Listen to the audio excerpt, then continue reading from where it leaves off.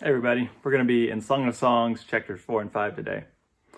A garden locked is my sister, my bride. A garden locked, a fountain sealed.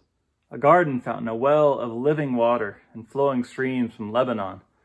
I come to my garden, my sister, my bride. I gather my myrrh with my spice. I eat my honeycomb with my honey. I drink my wine with my milk.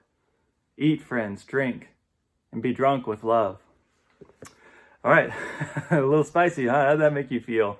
I'm going to list off some words for you here, and I want you to mark them in your head, whether you think that they're positive or negative or neutral. All right, so first is love, desire, passion, beauty, sexuality, erotic. Okay, you probably had some different feelings about those different words, right? Love is good. Passion, I don't know, depends. Beauty, well, it fades.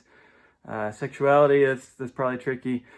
I want you to think about why you would choose those answers, though. Or were you responding to the term itself, or are you responding to ways that they can be misused? Because all of those things can be misused. But I think all of them, in some sense, are a good thing, too.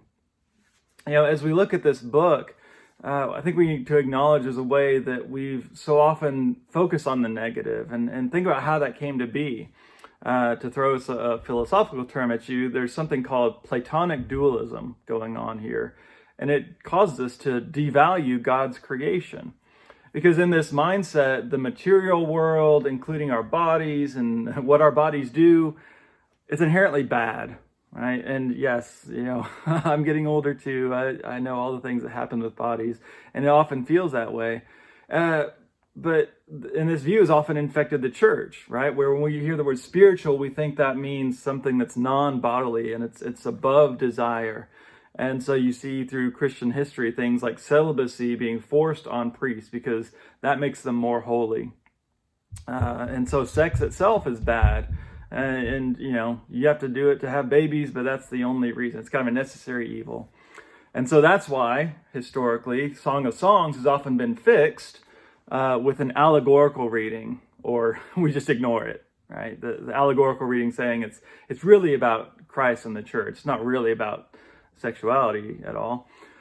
And so what I hope we can do with this series as we look at this book this week is reclaim God's good gift of sexuality. If God is the creator of our bodies and of sexuality, they're inherently good. Yes, they're easily perverted, but not inherently bad the way that Christian writers have so often understood it.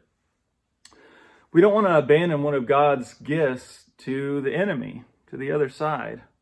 This view that sex is only for procreation is not found in Scripture.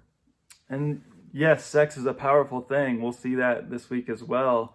But it's not a source of shame or embarrassment. It's a gift from God. And there's a book in Scripture that helps us celebrate that.